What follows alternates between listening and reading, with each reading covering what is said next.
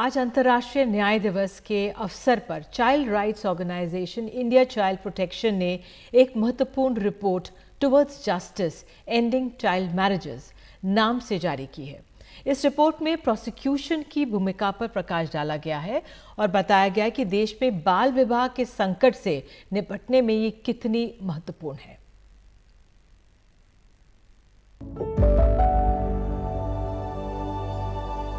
विश्व अंतर्राष्ट्रीय न्याय दिवस को एक सही तरीके से मनाया जा रहा है, एक ऐसी रिपोर्ट जारी करके जो देश में बढ़ रहे बाल विवाह जैसे अपराध और सामाजिक बुराइयों पर नजर डालती है।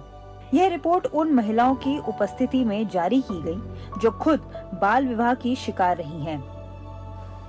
इस रिपोर्ट के इस रिसर्च के आधार पे ये तय हो गया है कि भारत को एक नेशनल एक्शन प्लान बनाने की जरूरत है चाइल्ड मैरिज के खिलाफ, और जहां पे शादी हो जाए वहां पे जिस भी आदमी ने उस शादी में जो शरीक हुआ है वो एक अनलॉफुल असेंबली में शरीक हुआ है, उसके खिलाफ कानूनी कार्रवाई हो।